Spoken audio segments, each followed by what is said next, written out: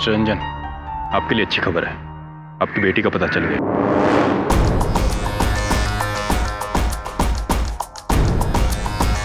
तो यहाँ छुपा रखा है इन कमीनों ने मेरी बेटी को, मैंने छोड़ूंगा नहीं।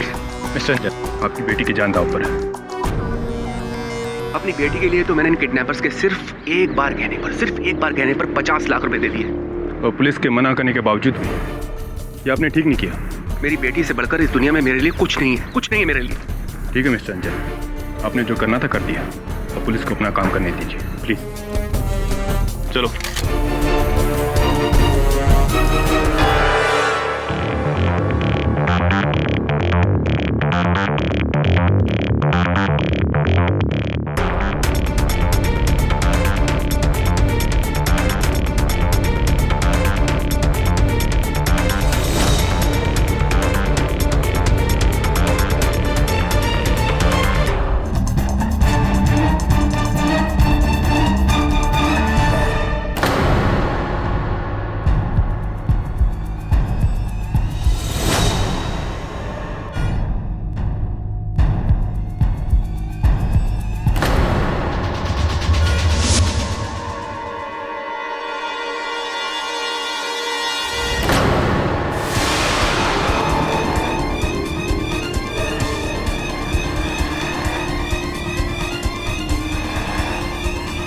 साक्षी!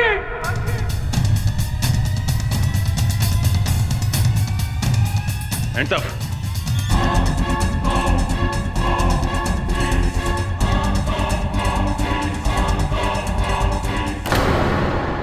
वैसे ये बात तो सही कही आपने। अच्छा खाओ, जिम जाओ और उसे पचाओ। हाँ वरुण, आजा बैठ। इसी बुलबुल ने क्या घर की बनी हुई कचौड़ी चटनी लाई, उसी खींचना। नहीं सब आप ये पढ़िए सब। हाँ ये खबर तो मैंने पढ़ी थी सवेरे। सब इन तीनों को मैं बहुत अच्छी तरह से जानता हूँ, ये किसी की हत्या नहीं कर सकते। खबर पढ़कर तो लगता है कि नहीं सब से ये तीनों बहुत ही अच्छी फैमिली से हैं। ये लोग पैसों के लिए अपनी अच्छी दोस्त के साथ ऐसा क्यों करेंगे? सर मेरा विश्वास कीजिए, ये लोग ऐसा नहीं कर सकते। We have to help them. Let's find out. खेल खेल में कत्ल, या फिर यूं कहा जाए तो खेल की आड़ में इन तीनों लोगों ने, यानी कि नीव गुप्ता, मिलिंद सेठ और पंछी शाह ने अपनी ही दोस्त साक्षी मिश्रा को किडनैप करने का प्लान बनाया। इन तीनों ने साक्षी को किडनैप किया और फिर साक्षी के पिताजी यानी कि मिस्टर रंजन मिश्रा से एक छोटी सी रैंसम अमाउंट मांगी। और जब ये रैंसम अमाउंट उन्हें मिल गया योर ऑनर, तो बड़ी बेरहमी से इन तीन दोस्तों ने अपनी ही बेस्ट फ्रेंड का कत्ल कर दिया। नहीं, हम लोगों ने कुछ नहीं किया। हमने तो सिर्फ शर्त जीतने के लिए एक छोटा सा प्लान बनाया था। हाँ, हमने खेल खेल में एक शर्त रखी थी और उसी शर्त की वजह से हम लोग ने साक्षी को किडनैप करने का नाटक खेला। इनफैक्ट साक्षी खुद इस प्लान का हिस्सा थी। झूठ बोल रहे हैं ये, मेरी लड़की ऐसा क्यों करेगी? Order order. मिस्टर रंजन बैठ जाइए, आपको अपनी बात कहने का मौका दिया जाएगा। तो आपके हिसाब से आपने ये सब कुछ एक शर्त की वजह से किया। आप कोर्ट को बताएंगे कि किस तरह की शर्त लगाई थी आपने? ओके, तो लगी शर्त, ऑलराइट, कि मिलिंद इस डरपोक साक्षी के कंजूस बाप से 5 लाख रुपए निकालेगा। 5 लाख नहीं, 50 लाख रुपए निकलवाऊंगा। लेकिन मेरी भी एक शर्त है। अगर मैंने ऐसा कर दिया तो तू हमारी केमिस्ट्री मिस को पूरी क्लास के सामने केस करेगा। बोल, मंजूर है? क्या यार गाइस, तुम लोग भी ना, ये शर्त वर्त से कुछ नहीं होने वाला। तुम लोग नहीं जानते, मेरे पापा बहुत स्मार्ट है। तुम लोग जानते नहीं हो उनको, एक पैसा भी नहीं देंगे वो। एंड बाय द वे, हम लोग वेकेशन पर जाने के लिए पैसे मांगने की बात कर रहे थे। तुम लोग बात को कहां से कहां पहुंचा रहे हो? शर्त हो चुकी है। मंजूर है कि नहीं? बोल। ऑलराइट, मंजूर है, चल डन। ये हुई ना बात। अब देख मैं रंजन अंकल से कैसे पैसे निकलवाता हूँ, और तू भी तैयार है मिस सोनिया को टेस्ट करने के लिए? हमने गेम प्लान किया था जिसमें साक्षी खुद हमारे साथ थी। वेकेशंस की वजह से पूरा बॉयज हॉस्टल खाली था, तो साक्षी को छुपाने के लिए उससे अच्छी जगह नहीं हो सकती थी, इसलिए हमने साक्षी को हॉस्टल के एक रूम में छिपा दिया था। और उसके बाद प्लान के मुताबिक हमने एक पीसीओ से रंजन अंकल को कॉल किया, उनसे कहा कि उनकी बेटी को हमने किडनैप कर लिया। हमने रंजन अंकल से 50 लाख रुपए की डिमांड की और उनसे कहा कि शहर से दूर पुराने किले के छोटे से दरवाजे के सामने वो पैसे आके रख जाएं। और अंकल ने बिल्कुल वैसा ही किया।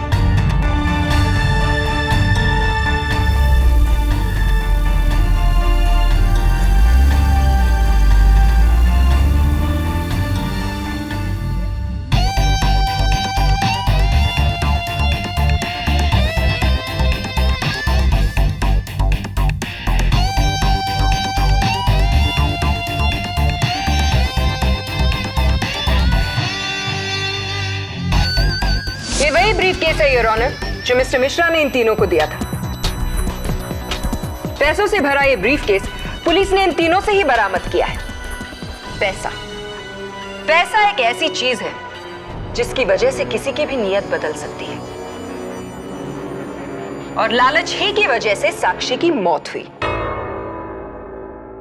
माना कि ये तीनों बहुत अच्छे घर से हैं, इन्हें पैसों की कोई जरूरत नहीं है, लेकिन योर ऑनर 50 लाख रुपए कौन छोड़ना चाहता है? और लालच की वजह से इन तीनों की नीयत भी बदल गई। नहीं, ये सब गलत है। हम लोग वो पैसे लौटाने ही वाले थे। इनफैक्ट मैं रंजन अंकल के घर वो पैसे लेके भी गई थी, पर वो वहां नहीं मिले। लेकिन आपने पैसे लौटाए नहीं। इतना पैसा देखकर आप तीनों की नीयत बदल गई। योर ऑनर, इन तीनों ने ये पैसा अपनी निजी मौज मस्ती के लिए रखना चाहा, लेकिन इसके रास्ते में आ रही थी एक लौती रुकावट, यानी कि साक्षी, और उसे इन तीनों ने अपने रास्ते से हटाना चाहा। उस दिन ये तीनों पैसे लेकर दोबारा हॉस्टल रूम में गए। साक्षी बहुत खुश थी। उसे ये लगा कि अब प्लान के मुताबिक उसे घर चले जाना चाहिए। इन तीनों ने उससे ये कहा कि वो घर तो जा सकती है, लेकिन वो पैसे नहीं लौटाएंगे। साक्षी को ये बात बिल्कुल गलत लगी, लेकिन फिर ये उसे समझाने लगे कि इन तीनों को उन पैसों की ज्यादा जरूरत है, अपने नशे के लिए, पूल पेट्स के लिए, अपनी नवाबी लाइफस्टाइल और न जाने किन चीजों के लिए। साक्षी ने जब इस बात का विरोध किया तो इन तीनों ने साक्षी को अपने रास्ते से हटा ही दिया। देखो, अब तो हमारा प्लान सक्सेसफुल हो गया है। अब जल्दी से पैसे दे दो, मैं घर जा रही हूँ। देखो साक्षी, तुम्हें जाना तुम जा सकती हो, लेकिन तुम्हें हम ये पैसा नहीं देंगे। हाँ साक्षी, तुम्हें हम ये पैसे नहीं दे सकते। लेकिन क्यों? क्योंकि इस पैसे की हमें सख्त जरूरत है। मैं तुम लोगों को नहीं छोड़ूंगी। मैं अभी के अभी जाकर पुलिस को तुम लोगों की असलियत बता दूंगी। साक्षी रुक। साक्षी,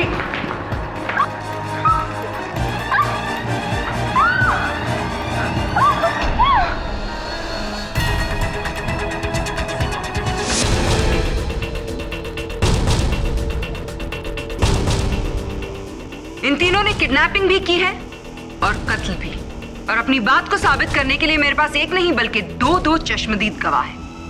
सबसे पहले मैं कटघरे में बुलाना चाहूंगी मिस्टर रंजन मिश्रा, यानी कि साक्षी के पिता को। यही है जिन्होंने मेरी बेटी को मारा। मैंने अपनी आंखों से इन तीनों को उसे पंखे पे लटकाते हुए देखा। मेरी बेटी पंखे से झूल रही थी और मैं कुछ भी ना कर सकता।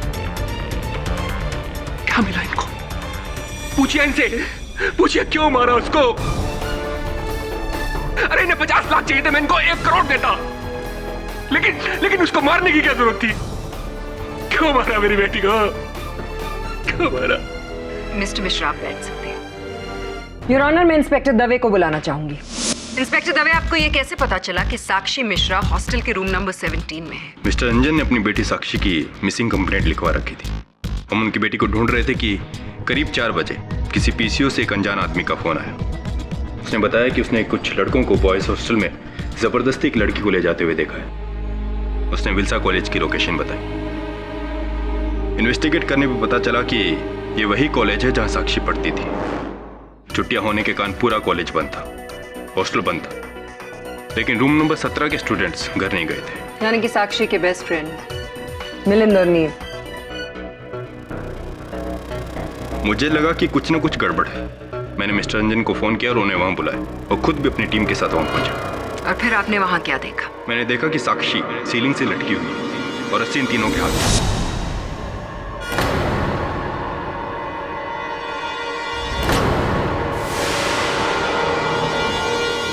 जी नहीं, साक्षी हमारे आने से पहले मर चुकी थी। हम लोग तो उसे सिर्फ नीचे उतार रहे थे। चलिए मान लेते हैं कि आप तीनों में से किसी ने भी साक्षी का खून नहीं किया, लेकिन आपको ये बात भी तो माननी पड़ेगी ना कि साक्षी का कत्ल हुआ है। साक्षी वही लड़की जो आप तीनों की सबसे प्यारी दोस्त थी और एग्जैक्टली आपकी किडनैपिंग का खेल खत्म होने से पहले।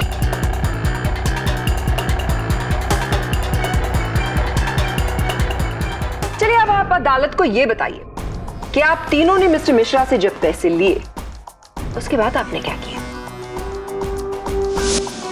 50 lakhs? आखिर तू शर्त जीत ही गया। आई डोंट बिलीव कि तूने साक्षी के कंजूस डैड से 50 लाख रुपए निकलवाए। मानता है कि नहीं? मानता हूँ यार, मानता हूँ। लेकिन गाइस, अब हमको जल्दी से जल्दी ये खेल खत्म कर देना चाहिए यार, क्योंकि अगर साक्षी टाइम पे घर नहीं पहुंची ना तो हम सब लोग पुलिस स्टेशन पहुंच जाएंगे। राइट। और क्या पंची, तुम साक्षी के घर जाओ और देखना रंजन अंकल कहीं पुलिस के पास नहीं चले जाएं यार। डोंट वरी नीव, मुझे पता है मुझे क्या करना है। एक काम करो, ये पैसे लेके रंजन अंकल को दो और उनको संभालना और सब कुछ समझाना तुम्हारे जिम्मे है, ठीक है? एक मिनट। ये क्या कर रहा है तू? पैसे क्यों निकाल रहा है? अरे कुछ नहीं, सिर्फ 50,000 है, तू संभाल लेना ना यार। अरे यार, लेकिन ये गलत है यार मिलन। बोल रहा हूँ ना, ये सारे पैसे मैं साक्षी को पूरे वापस कर दूंगा, ठीक है? सुन, तू एक काम कर, तू अभी हॉस्टल जा साक्षी के पास, मैं छोटा सा काम निपटा के आता हूँ, ठीक है? उसके बाद हम साक्षी को छोड़ने जाना, ओके? नहीं यार, एक्चुअली मैं अभी क्यों नहीं जा सकता। क्यों नहीं जा सकता भाई? अरे यार, मुझे एक बहुत जरूरी काम है, प्लीज समझा करो। साक्षी को छोड़ने से ज्यादा उसके घर पे क्या जरूरी काम है तेरे पे? अरे यार, मैं सब कुछ नहीं बता सकता यार मिलिन, ट्राई टू अंडरस्टैंड। देख, प्लान के मुताबिक जैसे हुआ था ना, सब कुछ जिम्मेदारी मेरी होगी, ऑलराइट? लेकिन अभी मुझे प्लीज थोड़ा टाइम दे। और मेरी छोड़, ये तू 50,000 रुपए लेके कहाँ जा रहा है? कुछ नहीं यार, एक पुराना उधार उसको चुकता करने जा रहा हूँ। वो सब छोड़ो, शार्प 4 o'clock हॉस्टल में मिलेंगे, okay? Sharp 4 o'clock, okay? Okay. चल।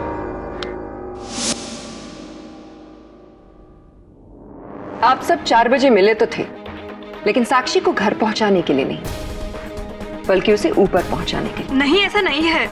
हमारे प्लान के मुताबिक मुझे रंजन अंकल को समझाना था। तब तक नीव और मिलिंद साक्षी को लेके वहां आने वाले थे, लेकिन सब गड़बड़ तभी हुई जब ही नीव और मिलिंद को कोई जरूरी काम के लिए कहीं जाना पड़ा। इसलिए हम लोगों ने प्लान बनाया कि हम लोग ठीक 4 बजे हॉस्टल के गेट के पास मिलेंगे। क्या मैं पूछ सकती हूँ कि ऐसा क्या जरूरी काम था जिसकी वजह से आप दोनों इस काम को छोड़कर अपने निजी काम के लिए निकल गए?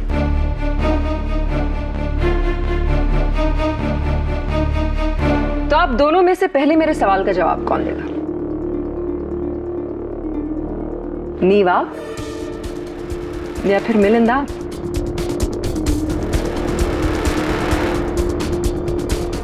दोनों में से कोई भी जवाब नहीं देना चाहेगा। चलिए मैं ही आपकी इस उलझन को सुलझा देती हूँ। नीव, आप ही क्यों नहीं बताते कि आप किस काम से गए थे। नीव, आपने अब तक मेरे सवाल का जवाब नहीं दिया। आप किस काम से गए थे? शायद आपको याद नहीं आ रहा, तो चलिए मैं ही आपको याद दिला देती हूं। आपका मकसद था पंछी और मिलन से पहले साक्षी तक पहुंचना। जी हाँ योर ऑनर, नीव साक्षी से बहुत प्यार करता था, लेकिन साक्षी नीव को सिर्फ अपना एक अच्छा दोस्त मानती थी। नीव ने सोचा कि उस दिन एक बार फिर से वो साक्षी को मनाने की कोशिश करेगा, लेकिन अफसोस साक्षी ने एक बार फिर से उसे मना कर दिया और फिर नीव ने साक्षी का कत्ल कर दिया।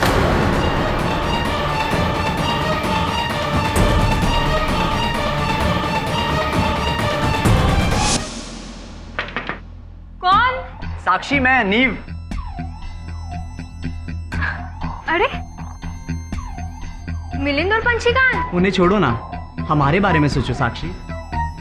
साक्षी, मैं तुमसे बहुत प्यार करता हूँ और मेरा यकीन करो, मैं तुम्हें बहुत खुश रखूंगा।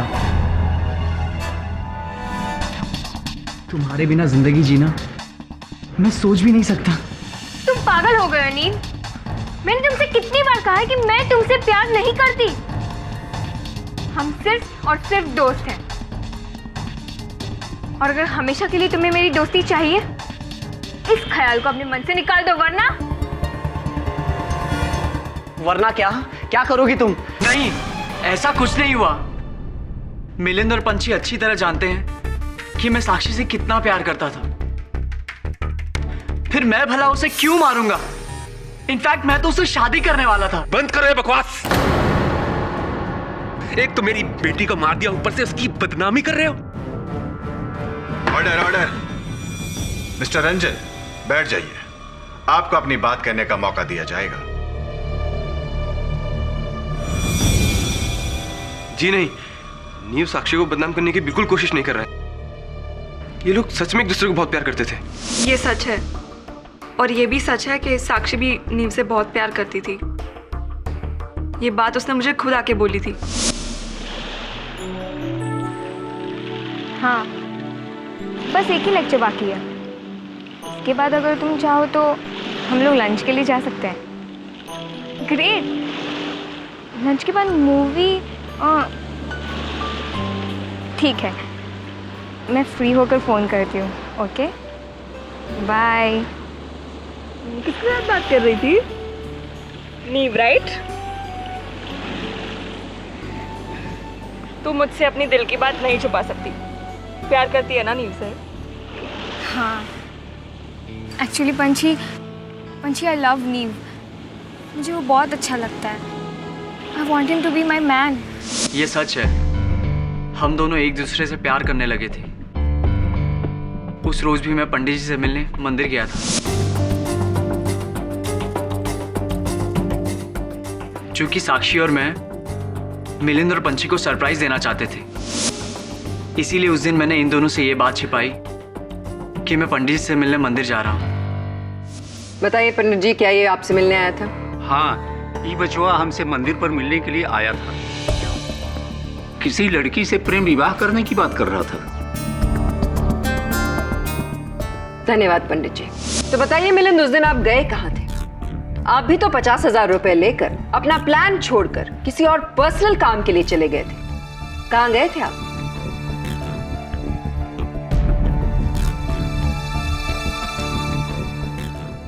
आप मेरी बात का जवाब नहीं दे रहे मिलिंद। कहीं ऐसा तो नहीं था कि आप ही सीधे हॉस्टल पहुंचे थे और आप ही ने साक्षी को मौत के घाट उतार दिया?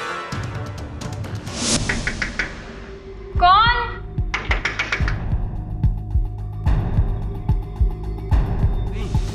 ये सच नहीं है। मैं भला साक्षी को क्यों मारूंगा? और वैसे भी हमने पंछी को पैसे देकर भेज दिया था, तो फिर मैं अपनी दोस्त का कत्ल कैसे कर सकता हूँ? मैं अगर आपने ऐसा नहीं किया तो फिर आप अदालत को बताते क्यों नहीं कि आप कहां गए थे उस दिन? मिलिंद, आप मेरी बात का जवाब नहीं दे रहे।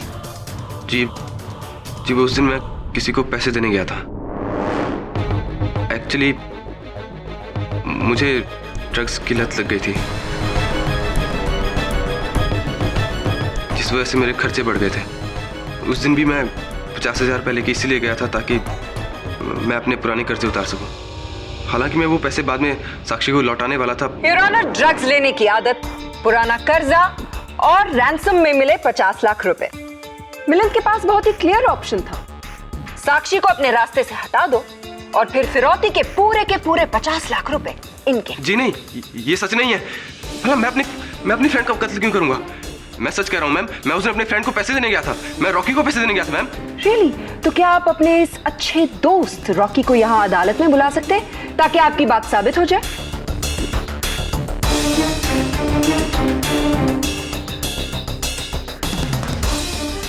जवाब दीजिए, दोस्त है आपका, बुलाइए उसे। एक्चुअली मैं उस दिन रॉकी से मिलने गया जरूर था, लेकिन मैं उससे मिल नहीं पाया क्योंकि मैं 4 बजे से पहले वहां पहुंच चुका था, इसलिए मैं हॉस्टल लौट आया था। मैंने सोचा साक्षी से मिलता चलूं, लेकिन जैसे मैं हॉस्टल पहुंचा मैंने साक्षी को सीलिंग से लटकता हुआ पाया।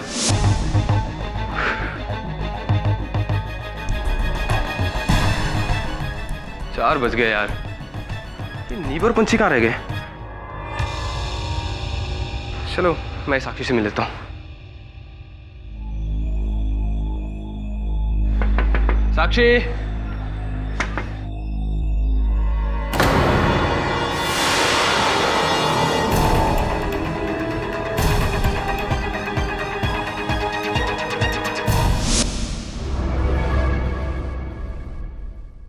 मैं डर गया था। मैं डर के मारे नीचे भागा तो मुझे नीव और पंछी नीचे मिले।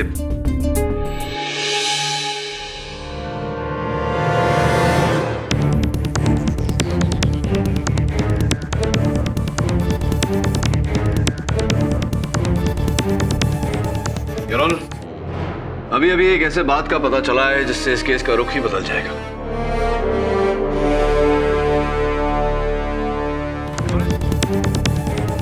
योर ऑनर, अभी एक ऐसे बात का पता चला है जिससे इस केस का रुख ही बदल जाएगा, और इस बात का खुलासा करने के लिए मैं फोरेंसिक्स के डॉक्टर रस्तोगी को कटघरे में बुलाने की इजाजत चाहता हूं। योर ऑनर, मिलिंद, नीव और पंछी को हॉस्टल में लटकती हुई साक्षी की मृत शरीर के पास शाम के 5 बजे पाया गया, जिससे पुलिस ने यह अनुमान लगा लिया कि साक्षी की हत्या इन तीनों ने की है। किंतु योर ऑनर, फोरेंसिक्स के इस रिपोर्ट का कहना है कि साक्षी की मृत्यु 2.5 घंटे पहले, यानी कि 2 और 2.5 के बीच में हो गई थी।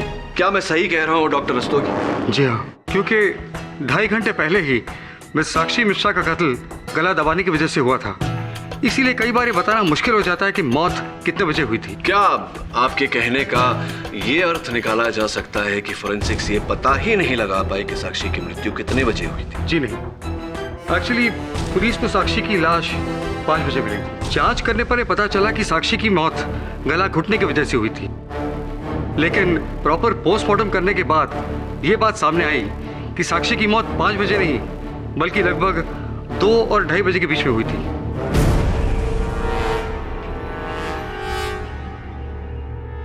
Mister Pathak, I don't understand the point you're trying to make. इससे तो सिर्फ यही साबित होता है ना कि खून 2 और 2.5 बजे के बीच में हुआ।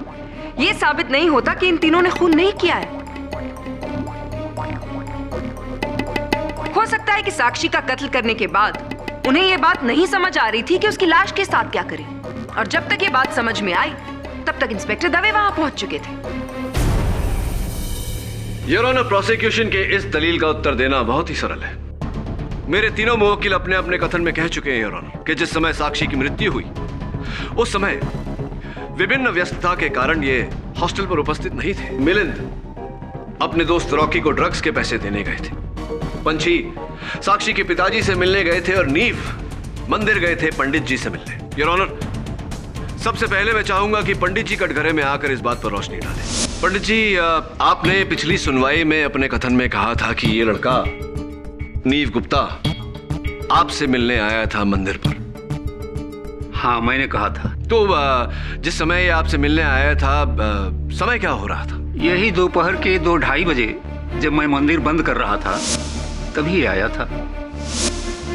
और आपसे वार्तालाप करके, बातें करके कितने बजे ये वहां से निकले? अब मुझसे बातचीत किया, आधा पौना घंटा तो लगा होगा। यानी कि अगर कहा जाए कि 2:30 बजे ये आपके मंदिर से निकले तो गलत नहीं होगा। 2:30 बजे योर ऑनर, 2:30 बजे नीव मंदिर से निकला। ठीक उसी समय हॉस्टल में साक्षी की हत्या हो रही थी।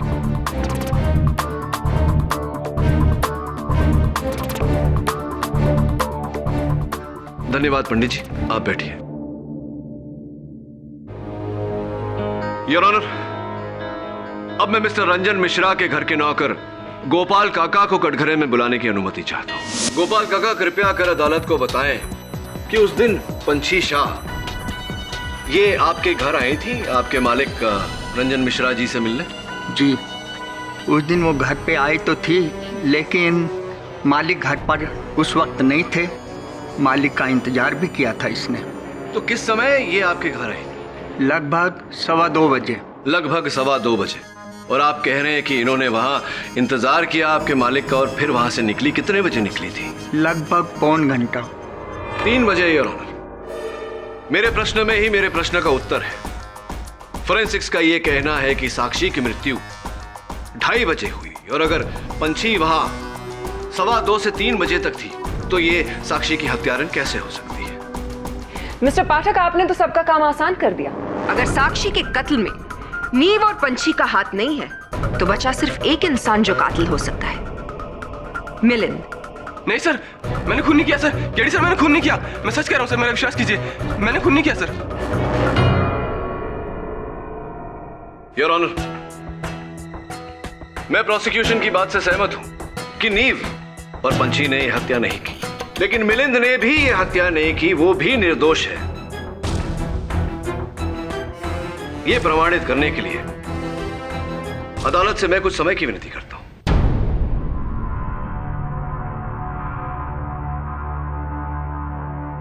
यह अदालत अगली सुनवाई तक मुलतवी की जाती है।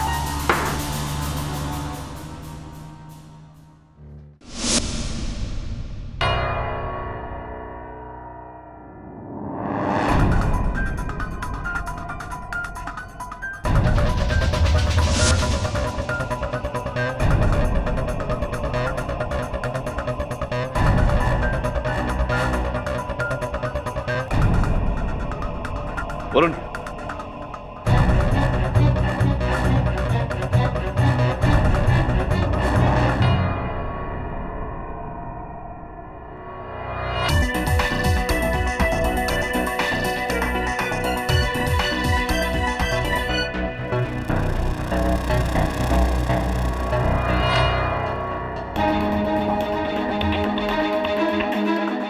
वरुण,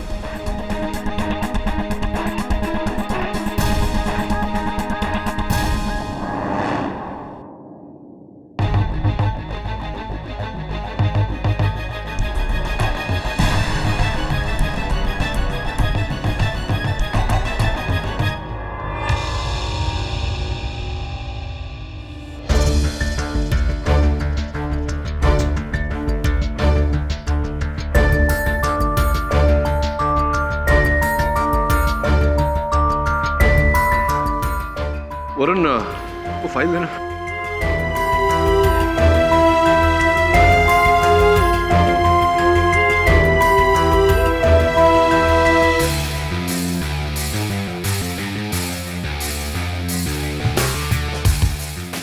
चाबी की और खून की जितनी जल्दी हो सके जांच करा।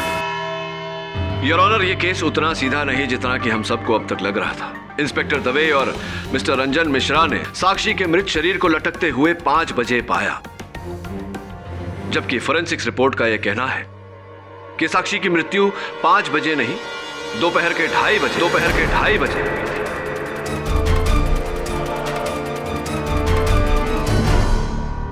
जिस समय, योर ऑनर, गवाहों के बयान के अनुसार पंछी शाह मिस्टर रंजन मिश्रा के घर गई थी उनसे मिलने, और नीव गुप्ता पंडित जी से मिलने मंदिर गए थे। अब केवल इतना प्रमाणित करना बाकी है कि मेरे मुवक्किल मिलिंद के कथन के अनुसार ये भी उस समय अपने दोस्त रॉकी से मिलने गए थे। क्या आप मेरी बात से सहमत हैं प्रोसिक्यूटर साहब? जी हाँ, बिल्कुल। धन्यवाद। Your honour, I'd like Mr. Ranjan Mishra in the dock, please. Mister Ranjan Mishra, Sakshi की हत्या के दिन आप कहाँ थे? जी, मैं किडनैपर्स को उनकी मांगी हुई फिरौती की रकम देने गया था। तो कितने बजे आप गए थे फिरौती की रकम देने? कोई दोपहर के 1:30 बजे। दोपहर के 1:30 बजे। उसके बाद आप कहाँ गए? उसके बाद इंस्पेक्टर दवे का फोन आया और मैं सीधा हॉस्टल पहुंच गया। ऐसी? किंतु इंस्पेक्टर दवे के कथन के अनुसार तो इन्होंने 4 बजे आपको फोन किया था।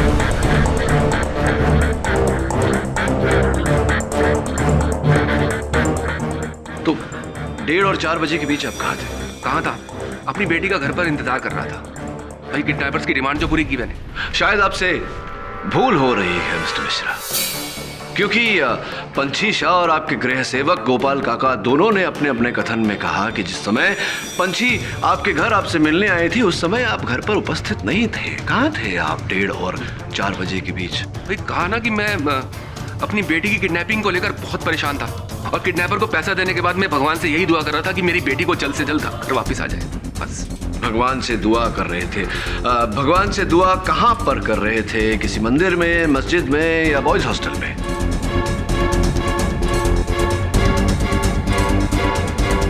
क्या कह रहे हो? केडी, तुम कहना क्या चाहते हो? मैं ये कहना चाहता हूँ योर ऑनर की फिरौती की रकम देने के बाद मिस्टर रंजन मिश्रा सीधे बॉयज हॉस्टल गए और इन्होंने अपनी बेटी की हत्या की। क्या बकवास कर रहे हैं आप? मैं अपनी बेटी का खून क्यों करूंगा? ये तो आप ही बता सकते हैं हमें मिस्टर रंजन मिश्रा।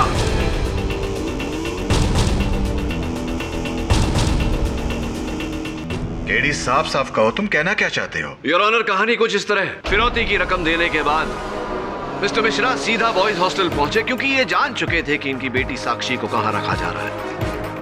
वहां पहुंचने के बाद इन्होंने साक्षी पर वार किया, गला घोंटकर उसे मारने का प्रयास किया। योर ऑनर, योर ऑनर, ये मिस्टर केडी ये क्या मनगढ़ंत कहानियां बना रहे हैं? किस खून की बात कर रहे हैं आप? वही खून जो इन्होंने किया है योर ऑनर, और बचाव में साक्षी ने पास पड़ी चाबी से इन पर हमला किया और इन्हें घाव दिया। यही घाव यार, जरा अदालत को बताने का कष्ट करेंगे?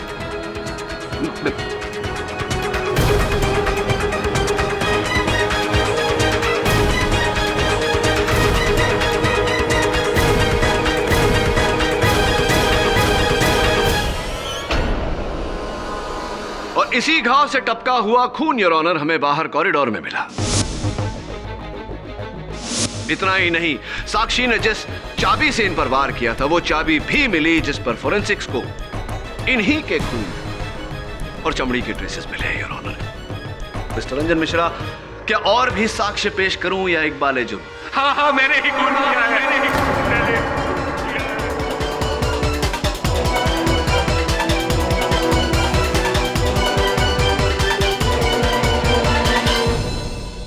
ये तीनों तो मेरी सिर्फ प्लानिंग का शिकार हुए थे। इन्हें तो इस्तेमाल किया था मैंने।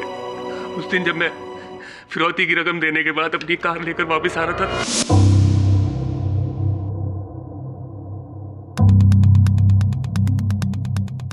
तो मैंने अपनी कार को इस जगह पर पार्क किया। कार पार्क करने के बाद मैं वापस ये देखने आया कि साक्षी को किडनैप किया किसने।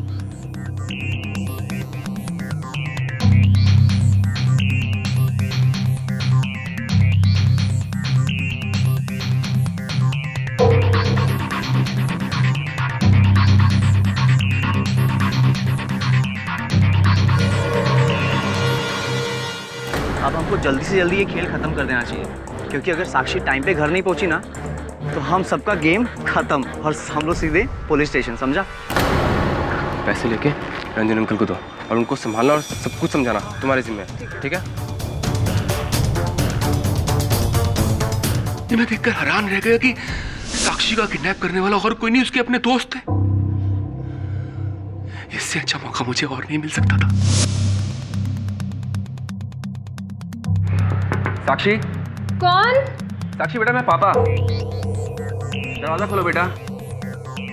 देखो बेटा, डरो मत। साक्षी, मुझे तुम्हारे दोस्तों ने सब कुछ बता दिया है। पापा, आप हमसे नाराज तो नहीं है ना? बेटा, मैं आपसे नाराज नहीं। इनफैक्ट मैं तो आपसे बहुत खुश हूँ कि आप बिल्कुल ठीक हैं और ये सब एक मजाक था। I am happy. पापा, आई एम रियली सॉरी। हमें ऐसा नहीं करना चाहिए था। नहीं साक्षी, नहीं। तुम लोगों ने तो बहुत अच्छा किया। तुम लोगों के ऐसा करने पर ही तो मुझे मौका मिला तुम्हें अपने रास्ते से हटा देने का।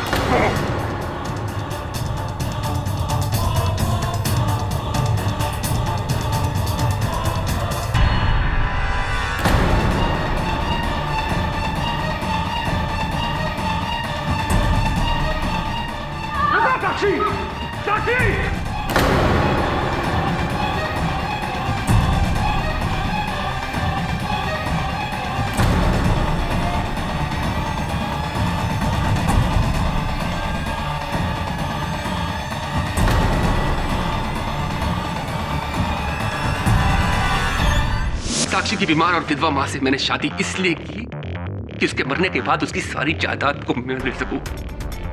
दिन रात उसकी सेवा की, बस इसीलिए कि इसके मरने के बाद उस सेवा का फल मुझे मिले। लेकिन ऐसा हुआ ही नहीं। गायत्री ने अपनी सारी जायदाद अपनी बेटी साक्षी के नाम पर कर दी और मुझे केयर टेकर बना दिया, वो भी उस वक्त तक जब तक साक्षी की शादी नहीं हो जाती। मैं क्या करता हूं?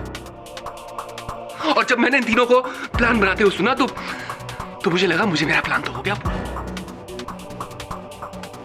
मुझे पता था कि मारूंगा मैं और शक जाएगा इन तीनों के ऊपर। बस मैंने अपनी बेटी को मार दिया। मैंने अपनी बेटी को मार दिया। बेटी को मार। The defense rests, Your Honor. यह अदालत नीव, पंछी और मिलिंद को बाइज्जत बरी करती है और मिस्टर रंजन मिश्रा को अपनी बेटी के कत्ल में दोषी पाते हुए उम्र कैद की सजा सुनाती है। The case is closed.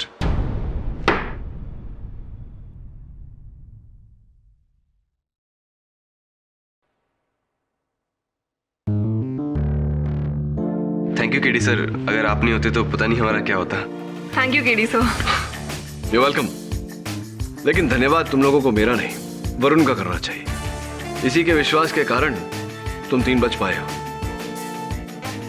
And nothing. खेल खेल में खेला गया खेल इतना खतरनाक नहीं होना चाहिए कि खेलने वाले का खेल ही खत्म हो जाए, राइट ना?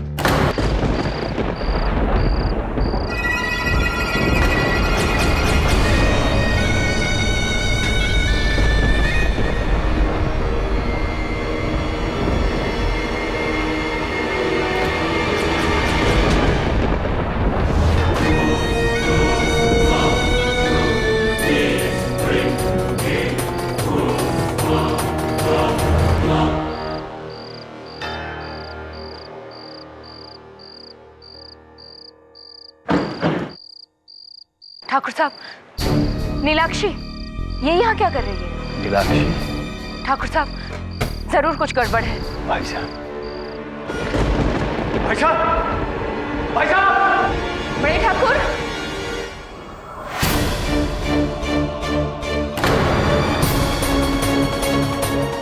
उज्जवल भाई साहब, भाई साहब, भाई साहब!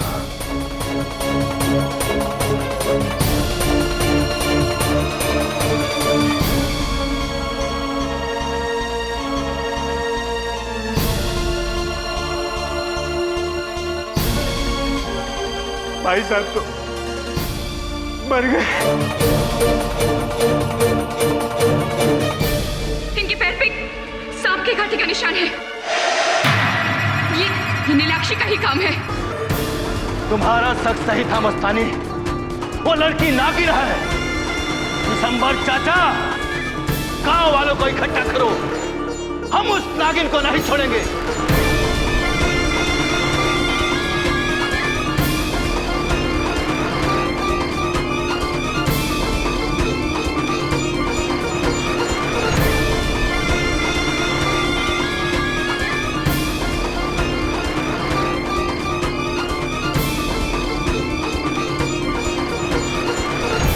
शादी कैसी लगी सर? अरे बहुत बढ़िया। मुझे नहीं पता था यहाँ गांव में लोग मुझसे और मेरे मुकदमों से परिचित हैं। I felt very good.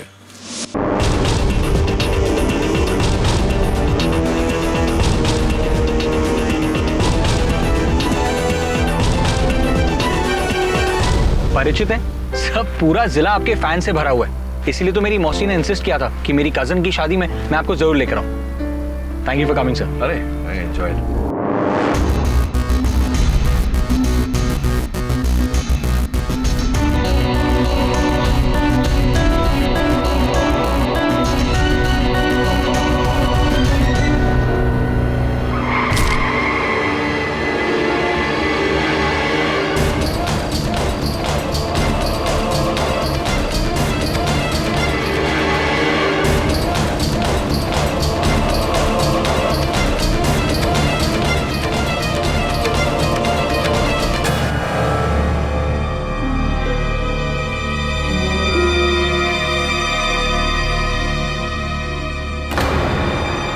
साहब, ये लड़की हमारे हवाले कर दो।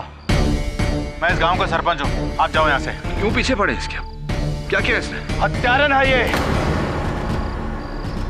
मेरे भाई साहब ठाकुर उज्जवल सिंह की जान ली है। लेकिन उसके लिए तो कानून है ना, आप लोगों ने कानून अपने हाथ में क्यों लिया है? साहब जी, ये कोई आम मुजरिम नहीं है जो कानून इसका फैसला करेगा। ये एक इच्छाधारी नागिन है।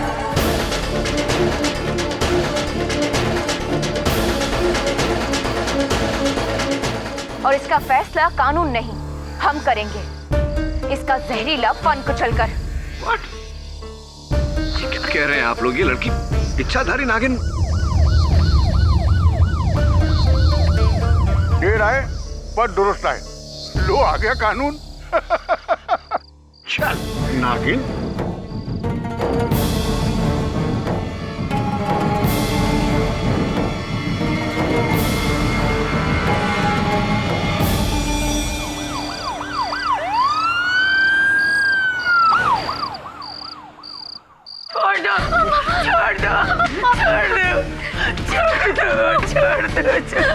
अब हमको बचा लीजिए। छोड़ दो मेरी बच्ची को। मेरी बच्ची की कोई गलती नहीं है, उसने कुछ नहीं किया साहब। हाँ दरोगा, बाहर निकाल इसको। इसका तो हश्र हम करेंगे। इसने हमारे भाई साहब की जान ली है, नागिन।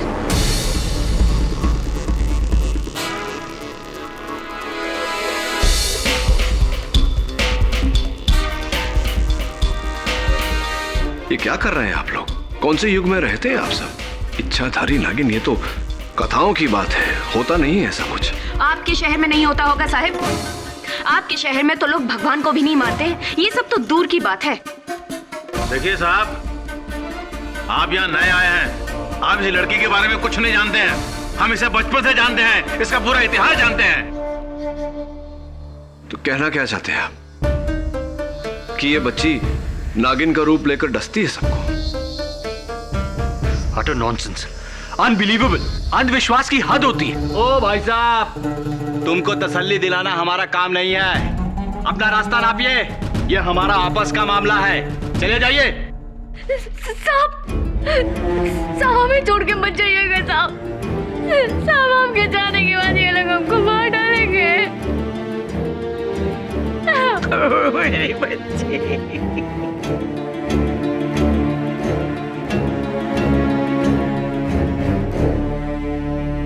इसे गिरफ्तार किया है तो कानूनी कार्रवाई तो होगी। आपके गांव में न्यायालय है? क्यों? इस लड़की का मुकदमा लड़ोगे आप? वकील हो? एडवोकेट केडी पाठक।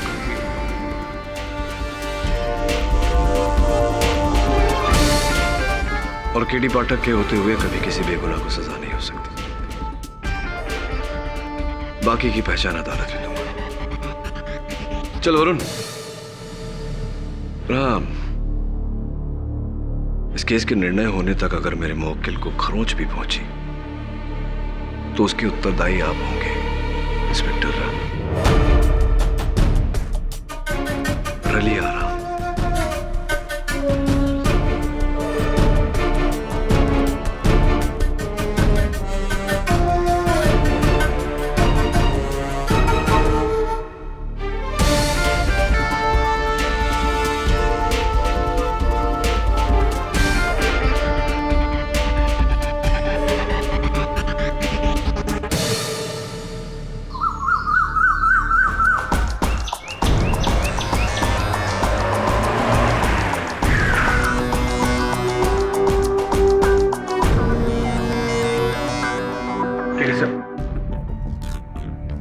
एक बार फिर से सोच लीजिए।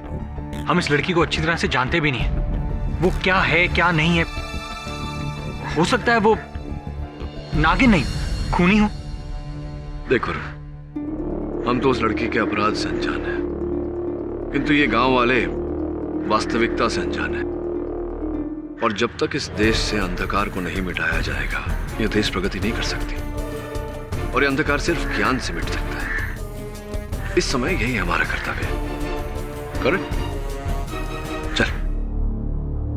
अरे वकील साहब, आ गए आप? हाँ ना, लगता तो ऐसा ही है। आ गए ना हम। मैं विशंभर हूं, इस हवेली का पुराना वफादार। उस रात उजागर सिंह जी के बड़े भाई उज्जवल सिंह जी के अलावा यहाँ पे और कोई नहीं था। आइए हुजूर।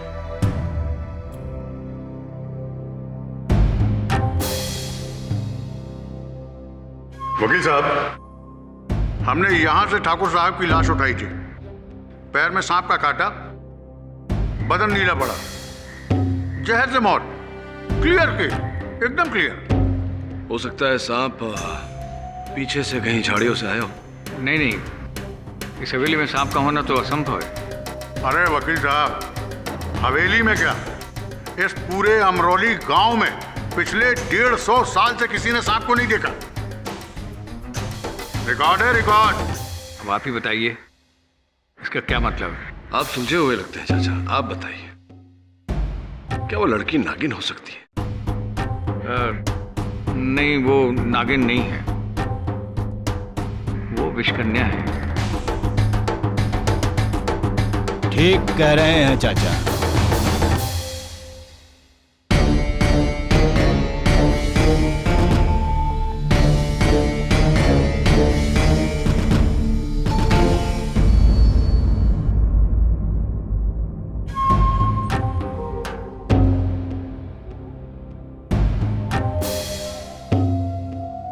माय बाप, ये जो लड़की कटघरे में खड़ी हैंगी ना, योर ऑनर, इस प्रकार अदालत में आरोपी को हथकड़ी पहनाकर खड़े करना, विशेष रूप से एक महिला आरोपी को, यह भारत के संविधान के नियमों का उल्लंघन है। वाह! खुलेआम ये नागिन को छोड़ने की मांग कर रहा है ताकि हम सबको डस ले, पूरे गांव को तबाह कर दे। ये हम नहीं होने देंगे, नहीं होने देंगे। देखिए पाठक साहब, आप इस बात की चिंता मत कीजिए।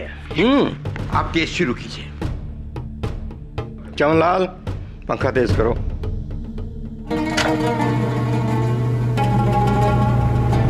क्षमा चाहता हूं योर ऑनर, किंतु जब तक ये हथकड़ियां उतारी नहीं जाती मैं अपना पक्ष नहीं रख पाऊंगा। और सोचने वाली बात है योर ऑनर कि अगर ये लड़की वाकई में नागिन है तो क्या हथकड़ी द्वारा सांप को रोका जा सकता है? कृपया कर। राम,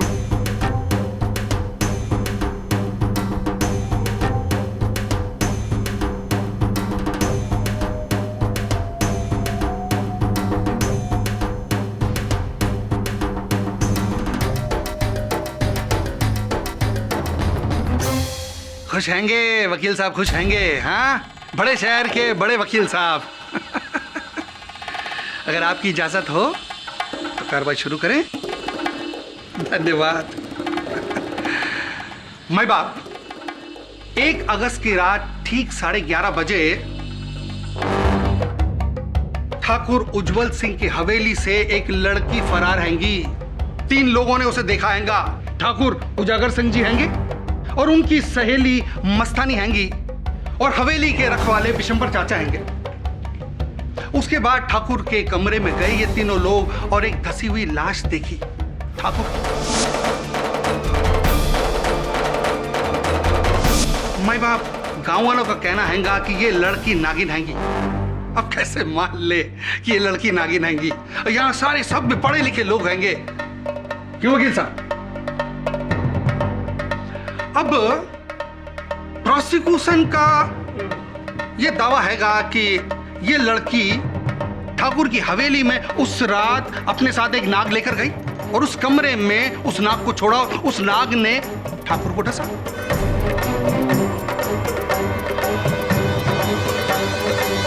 सीधी सिंपल मर्डर हैंगी ये। भाई बाप, मर्डर करने के लिए कई लोग पिस्तौल का इस्तेमाल करते हैंगे, गंडासे का इस्तेमाल करते हैंगे, छुरी का इस्तेमाल करते हैंगे। इस लड़की ने नाक का इस्तेमाल किया है ना।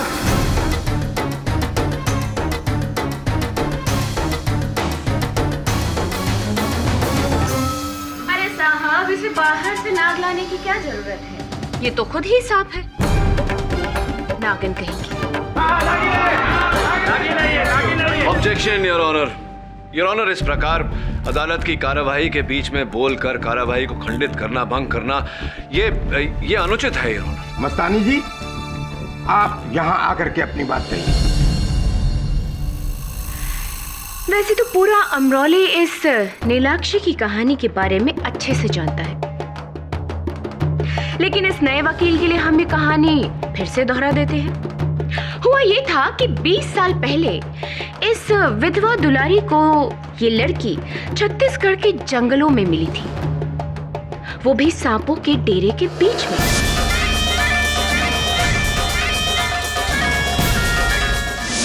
बिल्कुल सांपों से घिरी हुई, और ये उनके बीच ऐसे खेल रही थी जैसे कि ये सांप उसके दोस्त होंगे। अब बेऔलाद होने की तड़प में दुलारी इसको अपने साथ अमरौली ले आई।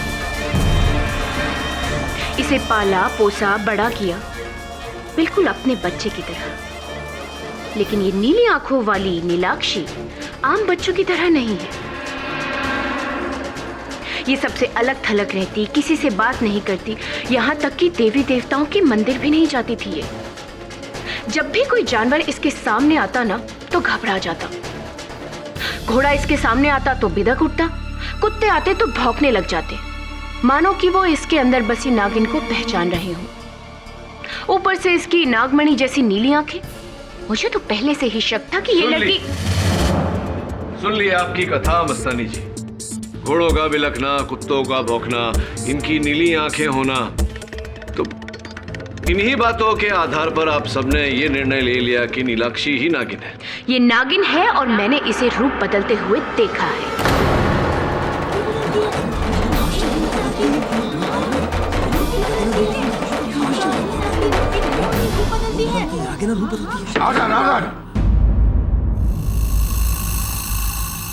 अच्छा, अगर आपको आपत्ति ना हो तो कुछ प्रश्न करो। धन्यवाद। तो अब कह रही थी कुछ, आपने रूप बदलते हुए देखा है? जी हाँ, एक दिन मैं हवेली से लौट रही थी तो दुलारी के घर के पास मैंने देखा कि एक सांप गुजर रहा था। पहले तो मैं एकदम घबरा गई कि भाई इतने सालों से जब अमरौली में एक भी सांप नहीं देखा गया तो ये सांप आया कहाँ से। लेकिन फिर भी जैसे तैसे हिम्मत करते हुए मैं आगे बढ़ी और उस सांप का मैंने पीछा किया, और मैंने देखा कि वो सांप एक पेड़ के एक सिरे से घुसा और थोड़ी ही देर बाद दूसरे सिरे से ये नीलाक्षी बाहर निकली।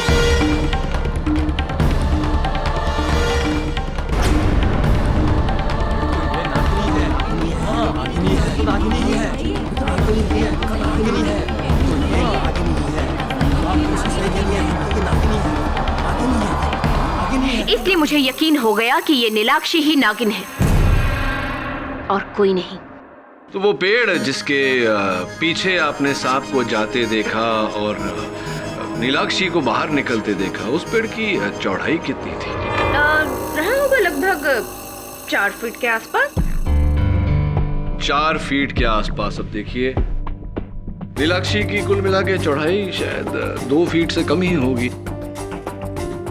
तो क्या ऐसा नहीं हो सकता मस्तानी जी कि वो सांप पेड़ की जड़ के पास से आगे निकल गया हो और पेड़ के पीछे से नीलाक्षी बाहर निकली हो और आपको भ्रम हुआ हो कि वो सांप का रूप छोड़कर लड़की का रूप लेकर ऐसा?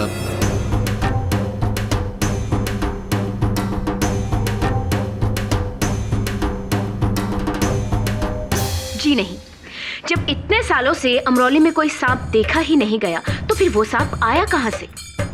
और एक अकेली मैं ही नहीं हूँ जो इस नीलाक्षी की सच्चाई के बारे में जानती हूँ। अगर आप चाहे तो हमारे मंदिर के पंडित जी पुरोहित जी से ही पूछ लीजिए। जज साहब, आपकी अनुमति हो तो पुरोहित जी को बुलाएं।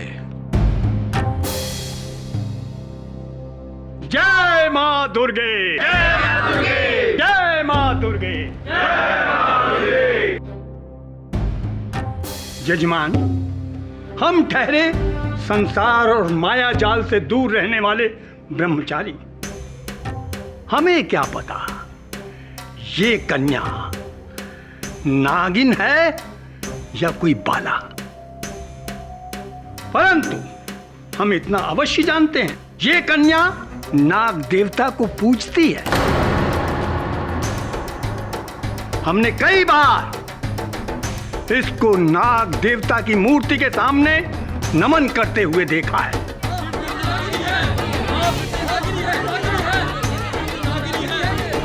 बचपन से नागों के साथ इसका ऐसा क्या लगाव है? जय मां दुर्गे। जय मां दुर्गे।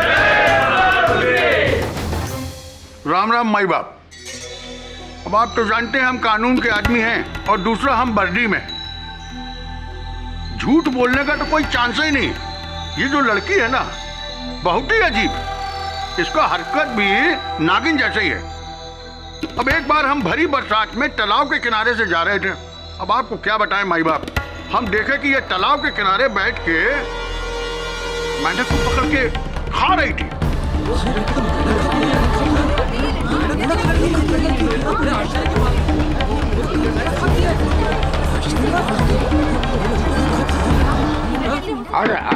अब भला बताइए, मेंढक तो सर्पों का भोजन है, इंसानों का तो नहीं ना। जैसे जैसा प्रांत जैसे लोग वैसा भोजन। चीन में तो बड़ा विशेष भोजन माना जाता है मेंढक को। अरे वहाँ खाते होंगे वकील साहब। देखिए आपको बताएं, जिस तरीके से बड़े ठाकुर साहब की मौत हुई है ना, और इस लड़की की अजीब हरकतें, मेरा तो पूरा डाउट माई बाप इसी लड़की पे जाता है, सिर्फ इसी लड़की पे जाता है साहब। माई बाप, इसके लक्षण नागिन के भले ही ना हो, पर एक विषकन्या के जरूर हैं। एक बार स्कूल में हुजूर इसको बिच्छू ने काट लिया। हमें तो लगा कि ये गई काम से, लेकिन चुटकी बजाते ये ठीक हो गई। मैं तो तभी भाप गया था कि इस पर जहर का कोई असर नहीं होता। इसकी रगों में खून के साथ साथ जहर दौड़ता है। ये विषकन्या है, विषकन्या हुजूर, विषकन्या।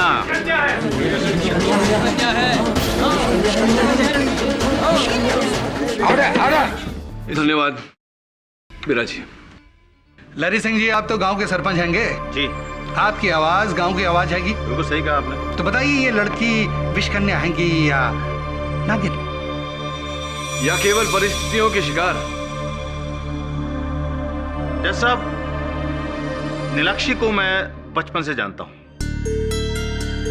माना कि वो एक सबसे अलग लड़की है, लेकिन मैंने उसे आज तक किसी को कोई नुकसान पहुंचाते नहीं देखा।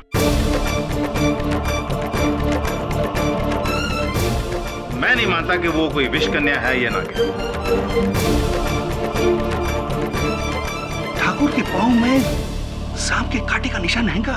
भाई मैं वो नहीं जानता। नीलाक्षी, उस रात तुम उस कमरे में थी। अदालत को बताओ कि किन परिस्थितियों के चलते तुम हवेली पहुंची।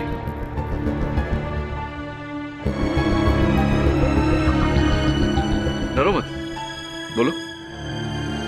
मेरी माँ को जोड़ों का दर्द है साहब। ठाकुर उजागर सिंह ने कहा था कि शहर में उसकी दवा मिलती है, तो माँ की दवा वो ले आएंगे शहर से। और बड़े ठाकुर के बुलाने की वजह से मैं उनके पास वो दवा लेने गई थी।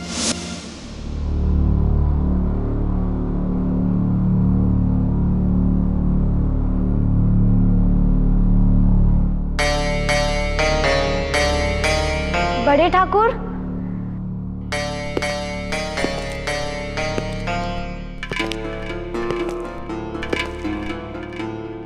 नीलू, ऊपर आ जा। घबरा मत, कोई नहीं है हवेली में। नहीं बड़े ठाकुर, वो माँ की दवाई लेने आए थे हम।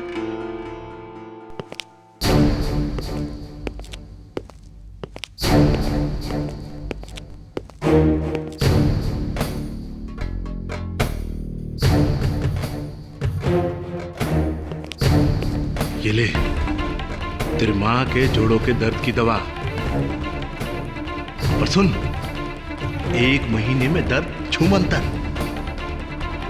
बड़े ठाकुर धन्यवाद जी। इसके पैसे? अरे पैसे तुझसे किसने मांगे? कभी मांगे हैं? अपनी माँ के लिए उपहार समझ। और सुन, मैं तेरे लिए भी एक उपहार लाया हूं। ला, इसे दे।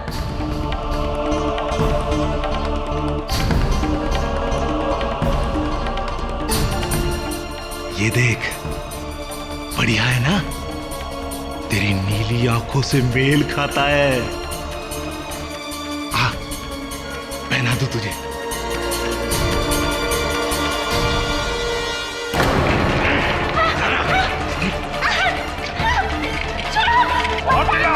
कोई नहीं है हवेली में।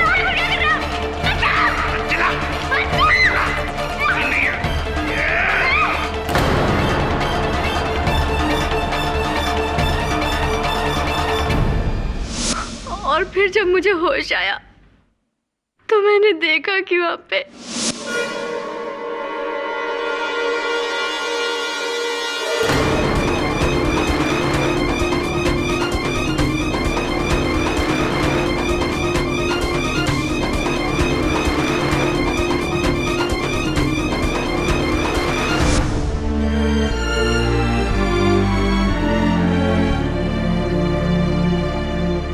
साहब, यदि यह शहर होता तो नीलाक्षी पर किए गए जबरदस्ती का साक्ष्य फोरेंसिक्स द्वारा बड़ी सरलता से हमें मिलता, किंतु यहाँ इन बातों के लिए समय लगता है और वो हमारे पास नहीं। इसीलिए चंद तस्वीरें दिखाना चाहता हूं। इनमें साफ रीत से दिखाई पड़ता है योर ऑनर, ठाकुर उज्जवल सिंह के शरीर पर इनके नाखूनों के खरोंच हैं, उनके हाथों पर इनके काटने के निशान और इनके गाल पर वो लाल दाग जो ठाकुर उज्जवल सिंह के थप्पड़ मारने के कारण हुआ।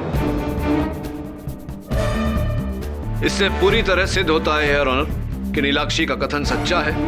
ये शिकारी नहीं बल्कि खुद शिकार हुई है।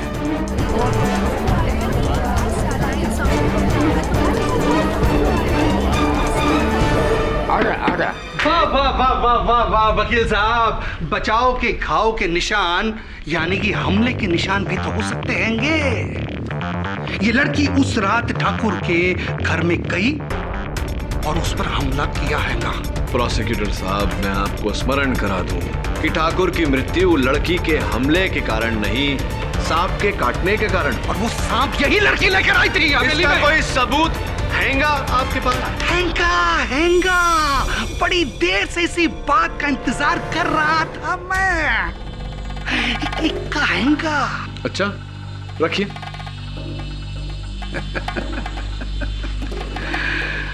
मैं बाप, आज सवेरे इंस्पेक्टर रलिया राम जी नीलाक्षी के घर के आंगन से एक सांप की केचली मिली। अभी दिखाता हूं। असली हैंगी, असली हैंगी वकील साहब, असली हैंगी, असली हैंगी। ये पिटारी भी वहीं से मिली जिसमें सांप को रखा जाता है। और इसकी बू, भाई बाप, वकील साहब जरा सुनिए ना, अरे सुनिए।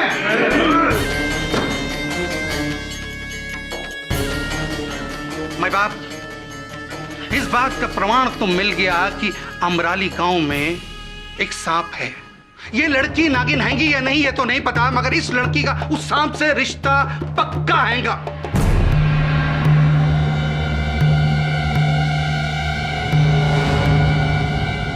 बताओ सबके सामने, बेहतर यही होगा कि अपना जुर्म कबूल कर लो। मुझे कुछ नहीं पता, ये केचुली और ये पिटारा हमारे घर कहां से आया। माँ, मुझे बचा लो, मुझे कोई फंसा रहा है। माँ, वो कौन है योर ऑनर? इसका अनुमान है मुझे। मैं ठाकुर उजागर सिंह जी को कटघरे में बुलाने की अनुमति चाहता हूँ। एक तो ये लड़की हमारे देवता समान भाई की जान लेती है और फिर उनके चरित्र पर कीचड़ उछालती है।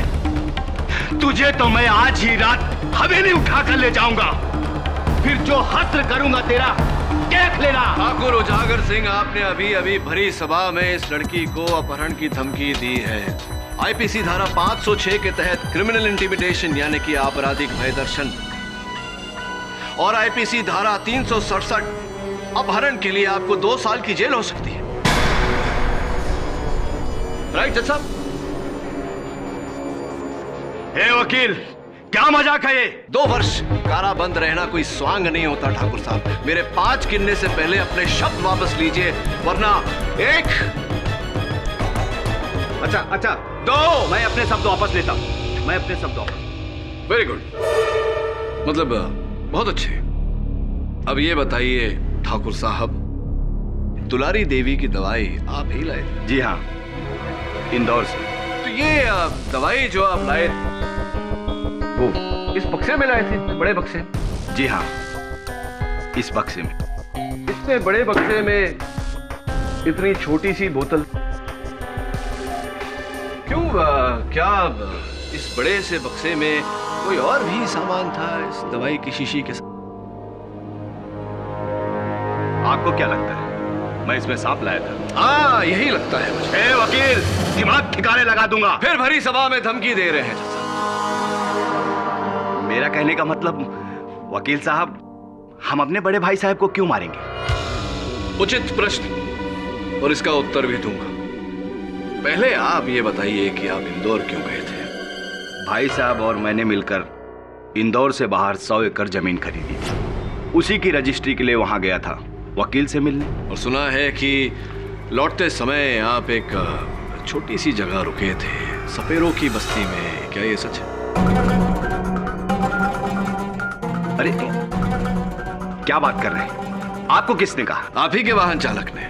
उसका ये कहना है कि बिल्लोड़ा नाम की सपेरों की बस्ती में आप रुके थे। क्यों गए थे आप वहां? भ्रमण करने, साइट सीइंग, पर्यटन, या कोई विशेष कारण था आपके वहां जाने का?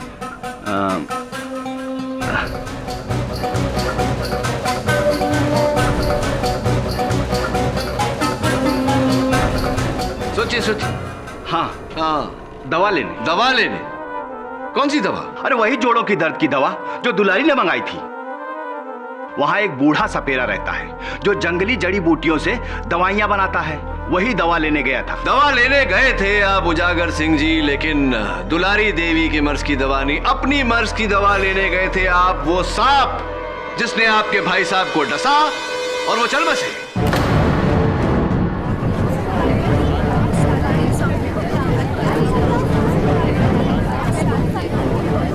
शांत हो। मैं बाप, भाई भाई का खून क्यों करेगा? संपत्ति, जायदाद,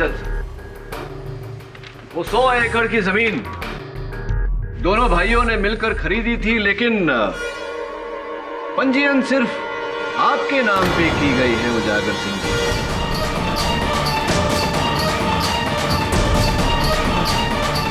क्या कारण है इसका? ये आपको कहां से मिला? आप ही के वकील के पास से। चलिए अभी मेरे प्रश्न का उत्तर दीजिए कि क्यों, जब आप दोनों भाइयों ने मिलकर वो 100 एकड़ जमीन खरीदी थी, ये सिर्फ आपके नाम पे रजिस्टर की गई है? कहीं ऐसा तो नहीं कि आपको ये विश्वास था कि आपके भाई साहब उस जमीन देखने के लिए जीवित नहीं रहे? देखिए वकील साहब, ये हम भाइयों का जाति मामला है। इससे इस कत्ल का कोई लेना देना नहीं। लेना देना तो तभी साबित होगा ना जब वकील साहब ये साबित कर देंगे कि उजागर सिंह जी ने ही वो गुमनाम सांप ठाकुर के कमरे में छोड़ा था। क्यों वकील साहब, सबूत हैगा? दुर्भाग्यवश इस समय तो नहीं, किंतु अगर लेकिन किंतु परंतु ये सब जब सबूत लाने तक रोक कर रखिएगा वकील साहब, क्योंकि वो सांप उजागर सिंह जी के पास नहीं, नीलाक्षी के पास पाया गया था। तो साहब, मैं इस बात की पुष्टि करने के लिए नीलाक्षी की माताजी दुलारी देवी को बुलाना चाहूंगा। दुलारी देवी जी, आपकी बेटी के विरुद्ध इस अदालत में जो आरोप लगाए गए हैं, उन्हें सुनकर आपके दिल पर क्या बीत रही होगी, ये मैं अच्छी तरह से समझ सकता हूँ। इन निराधार आरोपों के उत्तर में क्या कहना चाहेंगी आप?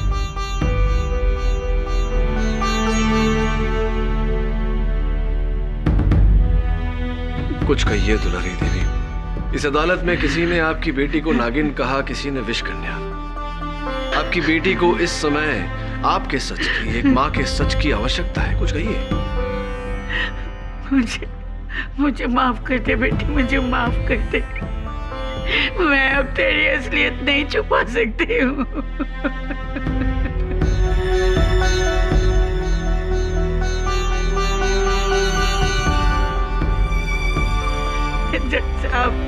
जज साहब, मेरी बेटी एक नागिन है।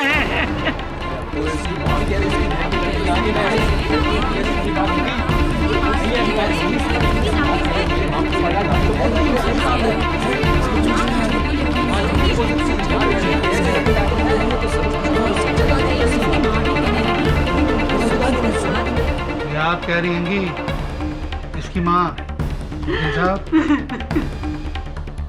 जब से ये मुझे मिली है, हर नाग पंचमी के दिन ये अपना रूप बदल कर नागिन बन जाती है।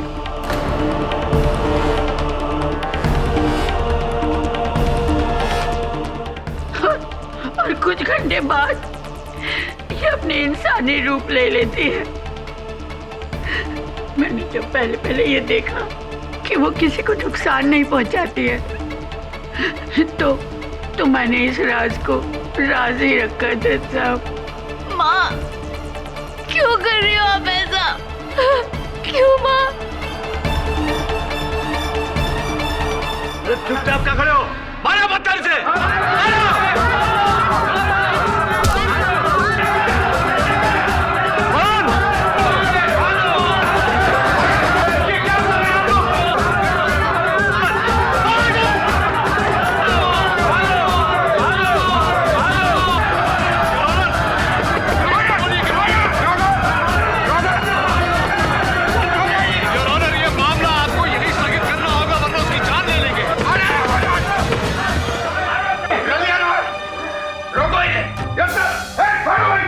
ये अदालत अगले सोमवार तक मुलतवी की जाती है।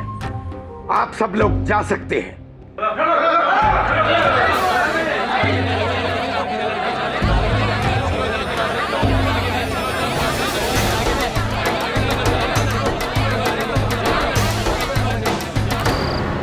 देख लिया सर, बहस के आगे बीन बजाने का नतीजा। सर, कौन कहेगा कि हम लोग 21वीं सदी में रह रहे हैं? ये लोग तो पिछड़े हुए लोगों से भी ज्यादा पिछड़े हुए हैं। नाग नागिन की कहानियां, सर मुझे तो ऐसी फिल्मी कहानी हजम नहीं होती, और ये लोग इसे असलियत बनाकर जी रहे हैं। Sir this is the limit sir. Varun, sir मुझे तो लगता है कि गांव वाले पागल हो गए हैं। Varun, calm down. वातावरण को समझ। सही कह रहे तू। ये गांव पिछड़ा हुआ है, इसीलिए यहाँ लोग पिछड़ी हुई बातें करते हैं। चौंका देने वाली बात तो दुलारी देवी का अपनी बेटी नीलाक्षी पर वो आरोप लगाना है। सब फंसारी होगी इन सबके साथ मिलकर सर। सौतीली माँ जो है उसकी। नहीं वरुण, दुलारी देवी की आंखों में मैंने नीलाक्षी के लिए जो प्यार देखा है वो सगी मां से भी बढ़कर है। ये तो स्पष्ट है कि वो किसी के दबाव में आकर झूठ बोल रही है। प्रश्न है कि किसके दबाव में?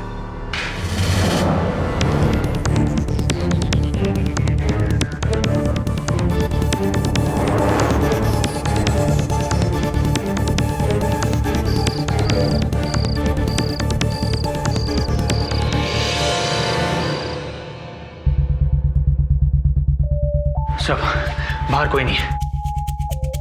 अभी भी समय है। इस केस को छोड़कर वापस अपने शहर चले जाओ, वरना इस नाग पंचमी के दिन उस नागिन के पाप का प्रायश्चित तुम्हें करना पड़ेगा। पता कर किसकी राइटिंग। जी सर, लेकिन नाग पंचमी तो आज है, और दुलारी ने कहा था कि नाग पंचमी को नीलाक्षी नागिन का रूप धारण करती है।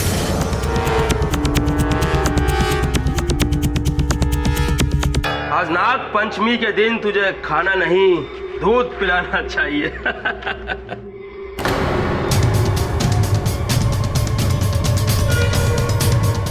साहब, साहब भाग गई, नागिन भाग गई।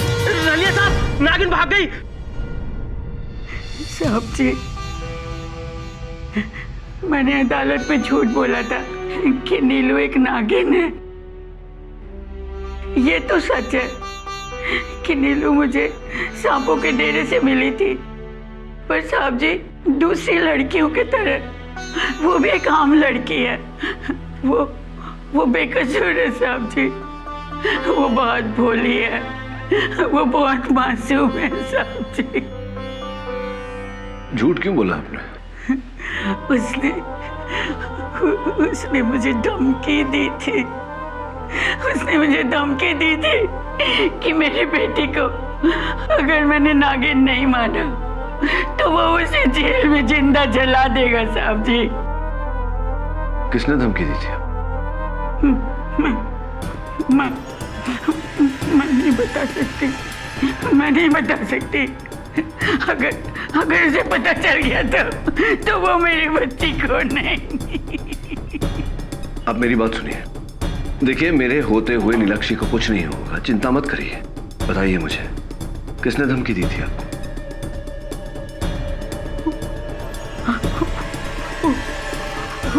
उजागर सिंह।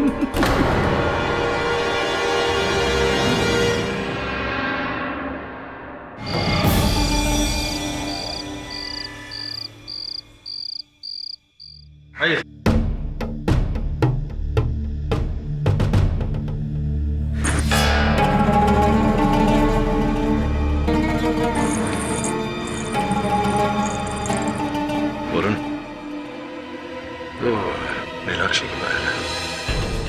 नीलाक्षी तो जेल में है सर। तो फिर रख। ठाकुर साहब,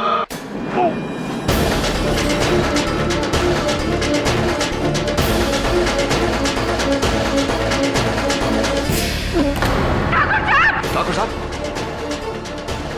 ठाकुर साहब,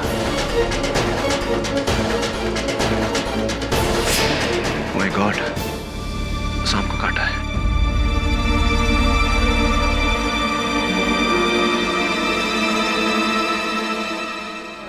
सांप, सांप।